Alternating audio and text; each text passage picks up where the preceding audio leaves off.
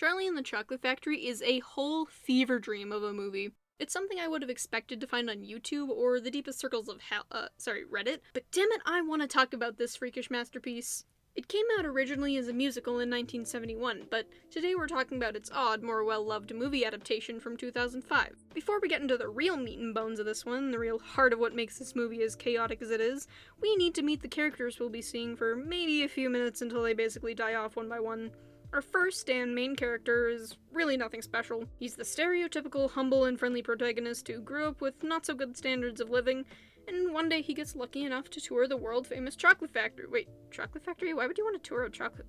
Oh, you know what, never mind. Not really too interesting of a character, but now we get into the real ones. Next, we have Tube Kid, which I'm calling him for the rest of this because other than his mukbang-style character, all I really remember him for is getting sucked up a tube.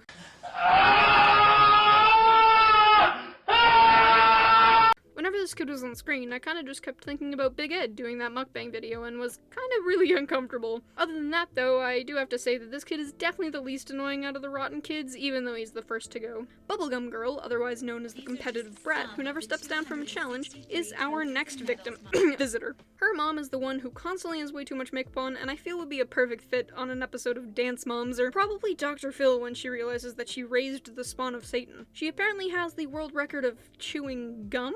Because that's definitely a big deal, and she's been chewing the same piece of gum for 3 months. She sticks the gum behind her ear, and if that isn't the grossest thing ever, I don't know what is.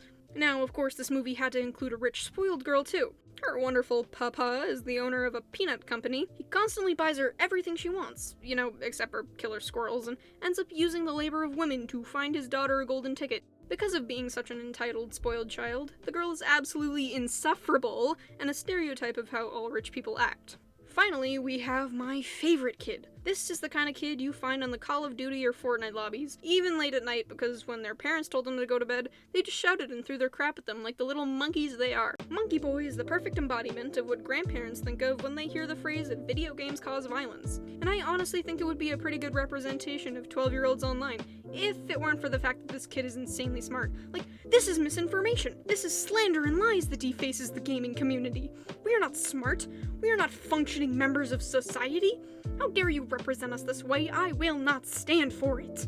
Willy Wonka's character is pretty unique too. Not quite monkey level though. He's a recluse shut-in that wants nothing to do with family, so he lives with a bunch of slaves in a giant factory that has no business existing in that tiny town. His tragic anime protagonist backstory is that he couldn't eat candy as a kid because his dad was a dentist and he had braces. I know, it's much worse than every parent dying. He runs away for literally a day just to walk through a hall filled with nation's flags for a cinematic cutscene, and when he comes back, his entire apartment building up and vanished into thin air. I'm not even gonna question the logic of this movie, and it's best you don't either, and while yes, he's a sad guy with a kinda sad backstory, he's also an absolute psychopath.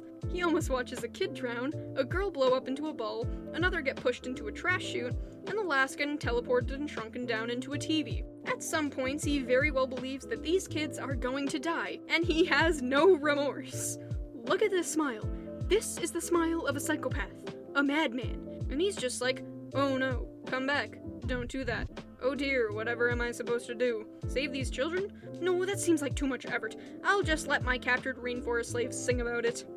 Tell me this man is normal. And speaking of the rainforest slaves, I saved the best for last. The beloved Oompa Loompas. These previously jungle-dwelling cocoa bean worshippers met long ago with Willy Wonka and agreed to become unpaid factory workers. Huh? Exploitation? Nah, couldn't be. He's just paying them in chocolate and turning them into the occasional science experiment. It isn't exploitation in a kids movie. Goodness no. But I do gotta say, they hired the best man to play these things. When they all get together in one big group, like one of those armies of Wide Putin, or in this case, small Deep Roys that look like they've been badly photoshopped together, it is amazing. This guy has the mood for it, He has the face for being a ruthless, singing and dancing army. And let me tell you, those songs are my entire world. Listen to this, really.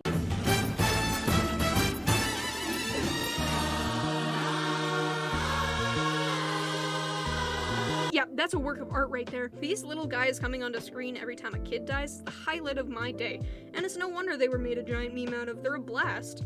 They're the perfect mix of funny and a literal cult of chocolate, sacrificing kids to their great cocoa making machines. Now, on the note of characters that aren't mentally insane, I do want to take a moment to acknowledge the wonderful, amazing old people in this movie.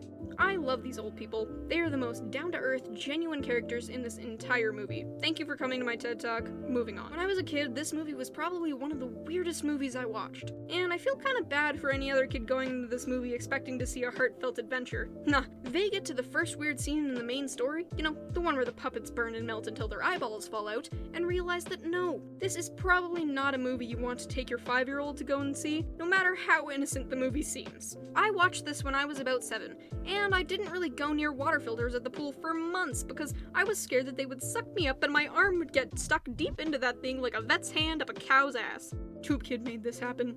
This is all Tube Kid's fault. After Tube Kid gets sucked up and the Oompa Loompas finish their sacrificial cult dance, the group moves on to the gum chewing room.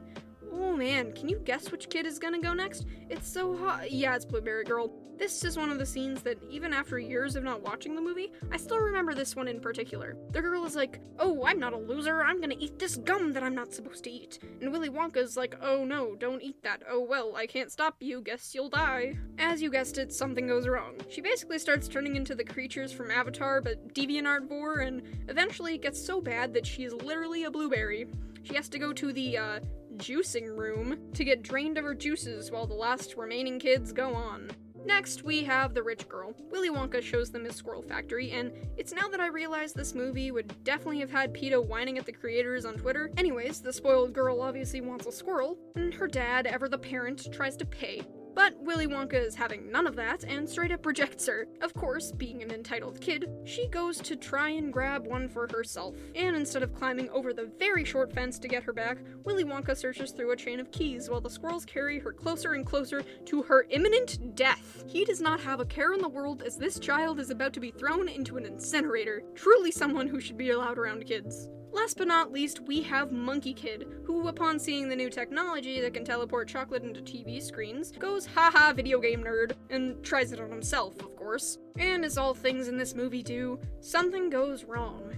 After jamming out on the air guitar while he's floating into what could be his death, he teleports into a TV, and yet another cult dance is done by our fancy-haired friends. Monkey Kid's dad finally pulls him out after he's been beaten by toy robots, almost crushed by a guitar, stabbed, squished like a bug, and many others. The Oompa Loompas take the kid and the dad to stretch the kid out, and hey, the final stretch of the movie has begun, no pun intended. Charlie, our main boy, is the last one standing. Willy Wonka congratulates Charlie, and we learn that the kids didn't actually die. I know, boo-hoo, those sacrificial dances were all for nothing. Now the Oompa Loompas will have to find new sacrifices for the cocoa machine. In the meantime, however, Willy Wonka takes Charlie back home to the greatest family and old people ever by the best entry ever, which is smashing right through the poor people's roof, apparently. So, at the end of the day, even though the others came out looking like some kids' bad OCs, the movie was overall a big success. Willy Wonka finds his dad, Charlie provides for his family, and they can continue to exploit small, unpaid men for monetary gain.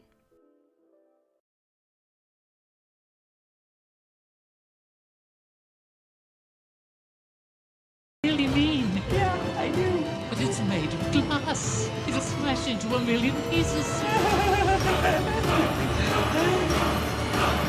Wonka, I'm Violet Beauregard.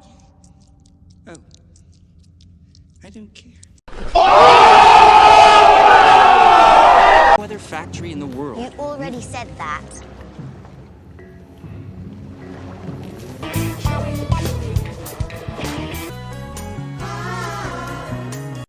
If you had to choose only one half of your son, which one would it be?